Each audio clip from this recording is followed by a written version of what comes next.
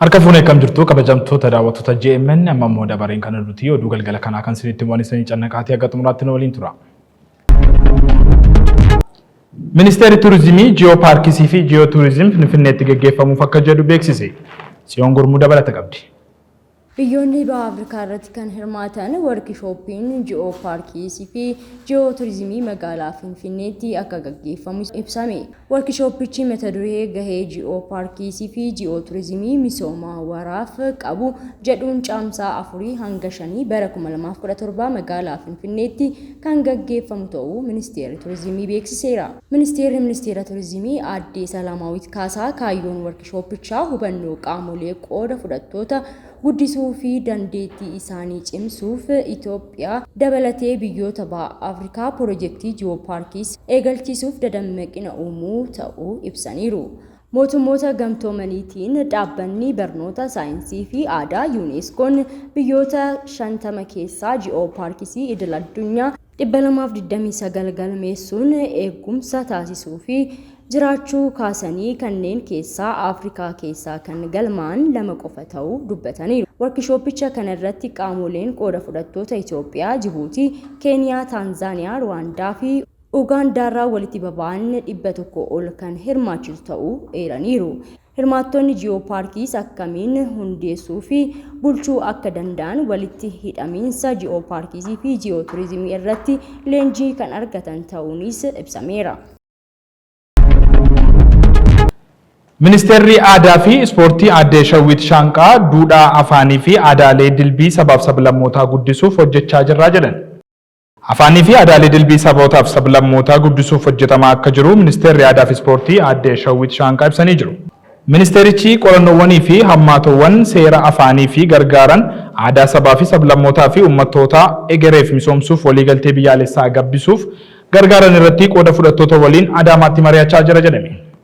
Ministeerri Aadaa fi Ispoortii Aadde Shawwit Shaanqaa ergaa waltajjicha irratti dabarsaniin duudhaaleen aadaa dilbii sabootaaf sablammootaa fi uummattoota dhalootarraa dhalootatti dabarsuuf afaanni murteessaa ta'us kaasaniiru. Kanaaf afaanota guddisuun tokkummaa biyyaalessaa Itoophiyaa jabeessuu fi duudhaaleen aadaa qabeenya waloomaa akka ta'aniif hojjetamaa jiraachuusaas kaasaniiru. Barreeffamoonni akkaataan miidiyaaleen afaan itti fayyadamanii fi itti fayyadamni afaan mallattoo ilaalchisuun qophaa'an dhiyaatanii mari'atamaa jiraachuusaas kaasaniiru. Roodmaappiin imaammata afaanii raawwachiisuuf qophaa'e irrattis qooda fudhattoota waliin mari'ataniiru. Waraqaa mariif ka'umsa ta'uu kanneessan ministeerichatti dursaan hojii raawwachiisaa garee guddina afaanii gargaaraa Profeesaraa Kaffaaloo Abdiisaa guddina afaaniif xiyyeeffannoon kennamuusaa sirrii ta'uu dubbataniiru.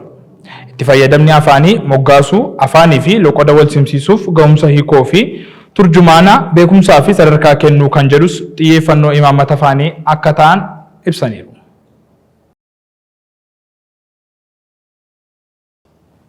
Biiroon Hojii fi Ogummaa Oromiyaa kalaqaawwan ogummaa kolleejjii Pooliteknikaa irraa ba'an fayyadamtoota biraan ga'uuf hojjetamaa jira jedhan. Naannoo Oromiyaatti bu'aawwan kalaqa kolleejjii Pooliteknikaatii ba'an fayyadamtootaan ga'uuf hojjetamaa jiraachuusaa Biiroon Hojii fi Ogummaa naannoo Oromiyaa ibsee jira. Biiroo Hojii fi Ogummaa naannichaatti itti gaafatamaan damee leenjii obbo Nasraddiin Qaadii kolleejjii ekstenshinii indaastirii fi misooma ogummaa irratti hanqinoota jiran guutuuf leenjii gabaan barbaadu kennaa jiraachuus ibsaniiru. Kolleejichi galteewwan indaastirii alaa galanii fi oomishaawwan bakka bu'an irratti xiyyeeffatee teekinooloojii oomisha guddisuu irratti oomishuu fi ceesisuuf hojjechaa jiraachuusaas kaasanii jiru. Haaluma kanaanis maashinoota oomisha qonnaa walitti qabu, nyaata horii kan qindeessu, cuucii lukkuu kan yaasu hojjechaa jiraachuusaas ibsaniiru. Kolleejonni bu'aawwan kalaqa kana fayyadamtoota biraan ga'uuf hojjechaa jiraachuusaas kaasaniiru. Baatiiwwan 9 darbanitti galii keessoo miiliyoona 900 maddisiisuu danda'us ibsaniiru.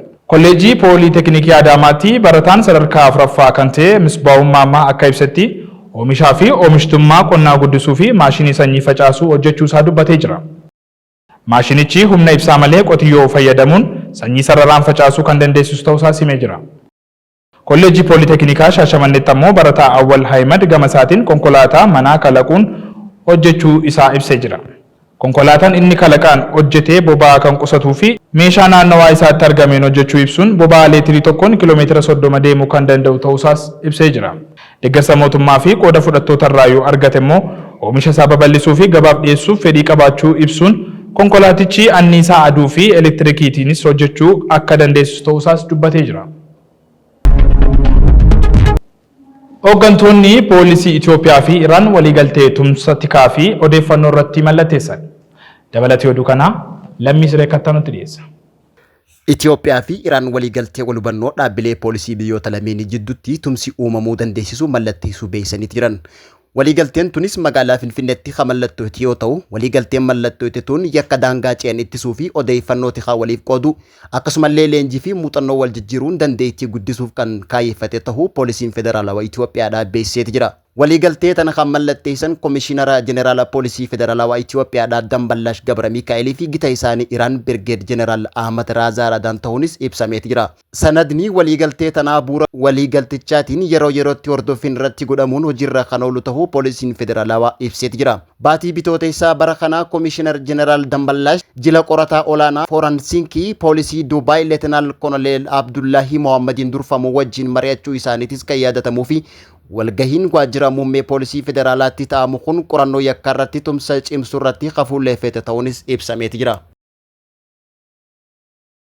Oduu keenya biyya alaatiin ammoo Indiyaa fi Paakistaan garaagarummaa isaanii mariidhaan akka hiikan UN gaafate. Dhaabbanni biyyoota gamtoomanii Indiyaa fi Paakistaan garaagarummaan isaanii gara walitti bu'iinsaatti akka hin geessine mariidhaan akka furatan gaafateera.